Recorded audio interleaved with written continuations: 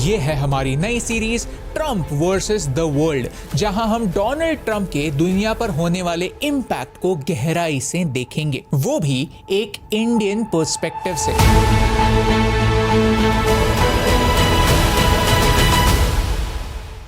Chapter 1, Trump is a genius. Finance काफी boring है ना, लेकिन चॉकलेट्स बोरिंग नहीं है। मेरे स्कूल में जब भी किसी का बर्थडे होता था, वो एक रुपए का इक्लेयर लाता था और क्लास में सबको बांट देता था।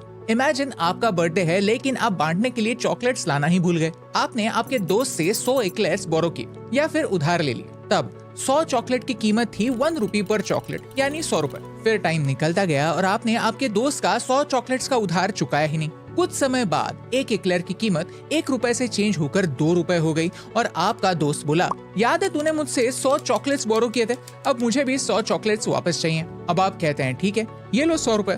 तो आपका दोस्त कहता है, ये ना समझाए क्या, 100 रुपए में सिर्फ 50 चॉकलेट्स आते हैं, मुझे 100 चॉकलेट्स चाहिए। अब यही तो प्रॉब्लम है ना। अमेरिका भी इसी प्रॉब्लम में अटका हुआ है। अमेरिका ने भी अलग अलग जगहों से डेट लिया हुआ है। ज्यादा डिटेल में जाने की जरूरत नहीं है। डोमेस्टिक इन्वेस्टर्स यानी अमेरिकन पब्लिक से डेट लिया हुआ है और फॉरेन इन्वेस्टर्स यानी Japan, China and even Bharat जैसे देश हैं जिन्होंने अमेरिकन बॉन्ड्स में इन्वेस्ट किया हुआ है। कितना? $36 ट्रिलियन। अमेरिका का जीडीपी है $29 ट्रिलियन। अब प्रॉब्लम समझ रहे हो? बोरो किए हुए चॉकलेट्स लौटाना अमेरिका के लिए पॉसिबल है ही नहीं। तो ट्रम्प ने एक जीनियस ट्रिक अपनाई है। महंगे चॉकलेट रिटर्न करने के बजाय अमेरिका कहने वाला है कि अब वो इक्लेयर मिलते नहीं तो पल्स कैंडी ले लो, हिसाब बराबर। ये पल्स कैंडी है क्रिप्टो या फिर स्टेबल कॉइन्स। अमेरिका डॉलर भी छापेगा और स्टेबल कॉइन भी छापेगा और फॉरेन इन्वेस्टर्स को स्टेबल कॉइन में अपना उधार चुकाएगा। शुरुआत में हो सकता है 1 stable coin is equal to $1 हो, जिससे जापान, चाइना जैसे देश इसे एक्सेप्ट करेंगे। लेकिन ट्रम्प तो मेरी बिल्लियों से भी ज्यादा अनप्रेडिक्टेबल है। वो कल जाकर कह सकता है 1 स्टेबल कॉइन इक्वल टू $0.5, तो हो गया सत्यानाश। इस जीनियस आइडिया को ट्रम्प ने नाम दिया है जीनियस एक्ट। यूजुअली अमेरिका का डेट पे करने के लिए अमेरिका के पास 2 ही ऑप्शंस होते हैं।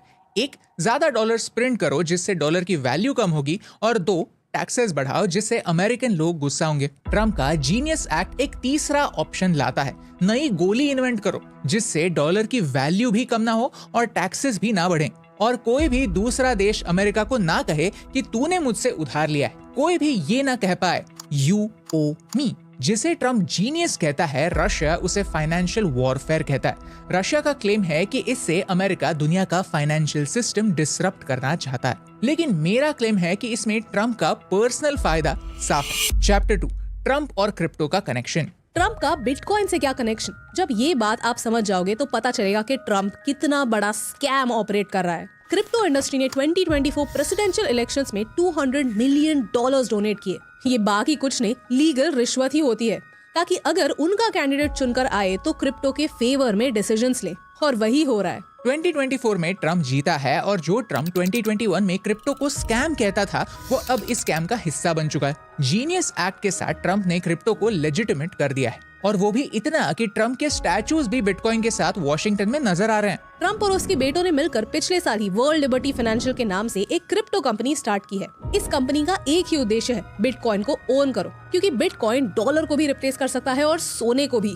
Bitcoin can be the new gold standard, और इसी थियोरी को आप इस पेपर में पढ़ सकते हैं। बहुत टेक्निकलिटीज में घुसे बगैर समझते हैं कि बिटकॉइन में ट्रम्प को इंटरेस्ट क्यों। ट्रम्प के प्रेसिडेंट बनने के बाद बिटकॉइन के प्राइसेस टू द मून चले गए। पिछले 1 साल में बिटकॉइन डबल हो चुका है, और क्यों नहीं होगा। दुनिया का सबसे पावरफुल इंसान, अमेरिका का प्रेसिडेंट, बिटकॉइन को प्रमोट जो करता है। ट्रम्प कहता है एक स्ट्रेटेजिक बिटकॉइन रिजर्व बनाओ। ट्रम्प ने खुद के मीम कॉइन्स लॉन्च किए हैं, और ट्रम्प को इन मूव्स के लिए जमकर क्रिटिसिज्म मिल रहा है। न्यूयॉर्क टाइम्स कहता है कि ट्रम्प अब प्रेसिडेंट है तो वो फाइनेंशियल पॉलिसी भी बना सकता है और अपने क्रिप्टो फर्म के थ्रू उस पॉलिसी से डायरेक्टली प्रॉफिट भी कमा सकता है। ये अमेरिकन हिस्ट्री में पहली बार होगा। इवन ऑस्ट्रेलिया में एक रिपोर्टर ने पूछा कि आपको ये गलत नहीं लगता कि अमेरिका का प्रेसिडेंट इतने बड़े बिजनेस को भी रन कर रहा है, जिसको ट्रम्प ने सीधे बोल दिया, be quiet, you are hurting Australia very much right now. अब ट्रम्प का प्लान ये है कि वो इस कंपनी को लेकर अपने बेटों को अलग अलग देशों में भेजे और देशों को फोर्स करे कि इस कंपनी में इन्वेस्ट करो,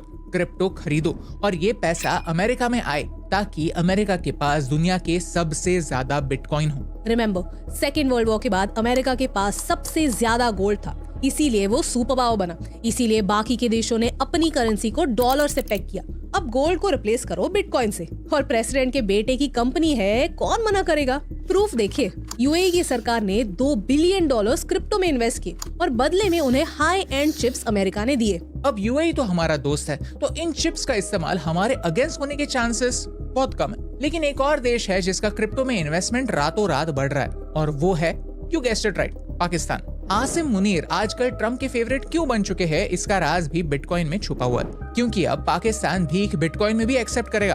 उप्स, मेरा मतलब है कि पाकिस्तान बिटकॉइन में इन्वेस्ट करेगा। पाकिस्तान का बिटकॉइन के साथ प्लान क्या है, ये समझने के लिए ये प्रूफ काफी होगा। पाकिस्तान के डिफैक्टो रूलर यानी आसिम मुनीर की ये फोटो ऑपरेशन सिंदूर के बाद वायरल हो गई। ये है पाकिस्तानी क्रिप्टो काउंसिल का सीईओ बिलाल बिन साकिब, जो आगे जाकर जून के महीने में अमेरिका के कई सेनेटर्स से मिला और इसने पाकिस्तान के क्रिप्टो विजन के बारे में उन्हें बताया। ये बिलाल इतना शेडी इंसान है कि क्या ही बताओ। ये देखिए, इसने इतनी सारी कंपनियां लंदन में और अलग अलग जगहों पर खोल रखी हैं, जो सारी शेल कंपनीज हैं, क्योंकि टेरर को फंड करने के लिए आईएमएफ से लोन लेने का स्टाइल पुराना हो चुका है।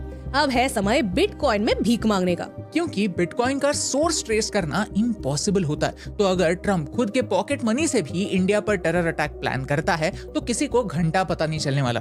बाकी कुछ नहीं, ये एक मनी लॉन्ड्रिंग स्कीम है। क्रिप्टो करेंसी का इस्तेमाल देश विदेश में आतंक को फंड करने के लिए कैसे हो सकता है, ये आपको बाइनेंस के केस से पता चल जाएगा। बाइनेंस भी एक क्रिप्टो ट्रेडिंग कंपनी है। नवंबर 2023 में अमेरिका के डिपार्टमेंट ऑफ जस्टिस ने $4.3 बिलियन का फाइन बाइनेंस पर लगाया, क्योंकि पता चला कि बाइनेंस क्रिप्टो का इस्तेमाल करके हमास को गाजा में फंड कर रहा है, अल-कायदा को फंड कर रहा है, आईसिस को फंड कर रहा है, यहाँ तक अमेरिका की सबसे फेवरेट एनिमी ईरान को भी फंड कर रहा है। और इसमें कोई शक की गुंजाइश नहीं है, क्योंकि बाइनेंस ने गिल्टी प्लीड किया था। बाइनेंस एक ऐसी कंपनी है जिस पर फ्रांस, कनाडा और इंडिया ने भी फाइनेंशियल फ्रॉड और मनी लॉन्ड्रिंग के चार्जेस लगाए हैं। ऐसा है ये कंपनी बाइनेंस, जिसे कुछ ही समय पहले इंडिया में भी कई टॉप इन्फ्लुएंसर्स प्रमोट कर रहे थे। और इसी कंपनी के फाउंडर चैंगपेंग जाओ पाकिस्तान क्रिप्टो काउंसिल के स्ट्रेटेजिक एडवाइजर हैं। देख रहा है विनोद, कैसे प्रोफेशनल मनी लॉन्ड्रर को पाकिस्तान के क्रिप्टो काउंसिल का एडवाइजर बनाया जा रहा है, और उससे बिटकॉइन से टेरर को फंड करने के तरीके पाकिस्तान सीख रहा है। और पाकिस्तान एक ऐसा देश है जो अपने पूरे आवाम को फोर्स कर सकता है कि सब लोग 1000 रुपए के बिटकॉइन खरीदो, और वो भी ट्रम्प की कंपनी से।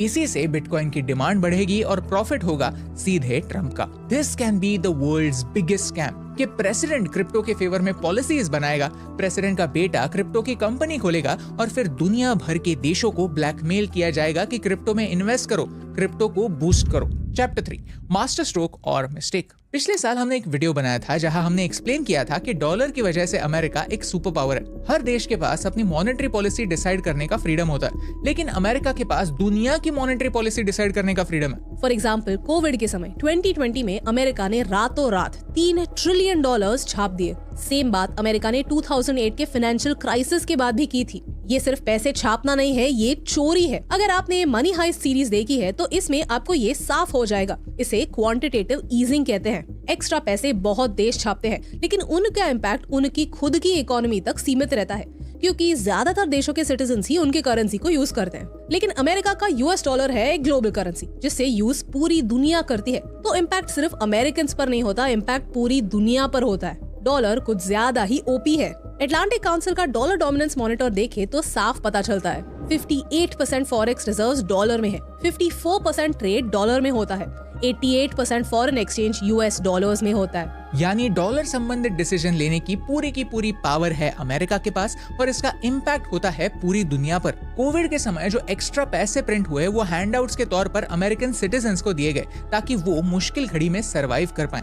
यानी फायदा कुछ अमेरिकन सिटीजन्स का हुआ जरूर, लेकिन नुकसान पूरी दुनिया ने झेला, क्योंकि हमारे RBI की तिजोरी में जो डॉलर्स हैं उनकी वैल्यू रातों रात कम हो गई। यहाँ पर एक चीज समझना बहुत इंपॉर्टेंट है कि किसी भी चीज की वैल्यू होती है क्योंकि सप्लाई लिमिटेड होता है। तेल का सप्लाई लिमिटेड है, इसीलिए उसकी वैल्यू है। अगर जहां कहीं पर भी खोदो वहां से तेल निकलेगा तो पेट्रोल पंप वाले का दिवाला निकल जाएगा, क्योंकि कोई भी पेट्रोल खरीदेगा ही नहीं। Same goes with gold. Gold limited है, इसीलिए ज्वेलरी को भाव है। अचानक पता चला कि पूरा का पूरा एवरेस्ट ही सोने से भरा हुआ है। पानी को बॉईल करने पर सोना बन जाता है, यहाँ से आलू डालो तो वहाँ से सोना निकलता है। तो जिन लोगों ने ज्वेलरी के दुकान खोले हुए हैं वो रास्ते पर आ जाएंगे, उनके सालों के इन्वेस्ट किए गए पैसे वेस्ट हो जाएंगे। अमेरिका डॉलर के साथ यही करता आया है। ये एक बड़ा प्रॉब्लम है जिसे ट्रम्प और भी बड़ा बनाने वाला है, क्योंकि अब ट्रम्प क्रिप्टो के रूप में इन्फिनिट मनी ग्लिच स्टार्ट कर रहा है। कि एक चीट कोड को एंटर करो और पैसे खटाखट पड़ेंगे। दिस इज द स्कैम और इसकी कीमत अमेरिकन से ज्यादा पूरी दुनिया को चुकानी पड़ेगी।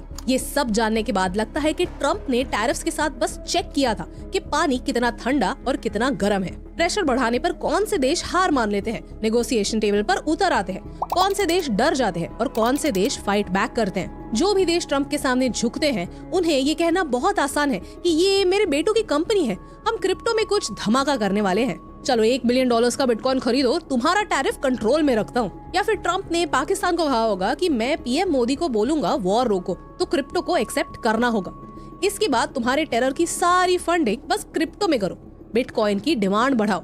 और पाकिस्तान तो है ही भिखारी, जिस भी फॉर्मेट में भीख मिले कटोरे में पाकिस्तान ले ही लेता है, फिर वो डॉलर्स में हो या क्रिप्टो में। आज अमेरिका के पास एक मिलिट्री एम्पायर है जो टैक्सेस से नहीं बल्कि फाइनेंशियल जुगाड़ से चल रहा है। डॉलर ने इस एम्पायर को सस्टेन तो किया था, लेकिन अब ट्रम्प यूएस डॉलर की कुर्सी हिला रहा है और उसकी जगह ला रहा है क्रिप्टो। ये मास्टर स्ट्रोक हो सकता है या फिर दुनिया का सबसे बड़ा स्कैम। यानी ब्रिक्स यूएस डॉलर को एंड करे उससे पहले ट्रम्प ही यूएस डॉलर को एंड करने वाला है। क्योंकि अगर क्रिप्टो पॉलिसी एक प्रेसिडेंट के पर्सनल बिजनेस के साथ लिंक हो गई तो इसका नुकसान सिर्फ अमेरिका को ही नहीं पूरी दुनिया को होगा। हिस्ट्री ने दिखाया है कि जब भी एक सुपर पावर अपने फाइनेंशियल रूल्स तोड़ता है, बाकी दुनिया को उसकी कीमत चुकानी पड़ती है। सवाल यह है, क्या हम इस नए डिजिटल एम्पायर के स्लेव बनने वाले हैं या फिर समय रहते ट्रम्प के डोमिनेंस को जवाब देने वाले हैं? अगर आपको इस वीडियो से वैल्यू मिली तो वो लाइक बटन प्रेस कीजिए। टारगेट रखते हैं 50,000 लाइक्स का, ताकि जियोपॉलिटिक्स और इकोनॉमी जैसे डिफिकल्ट टॉपिक्स आसान भाषा में और लोगों तक पहुंचे, क्योंकि ऐसी ही इंपॉर्टेंट बातें आप तक पहुंचाने से मुझे फर्क पड़ता है।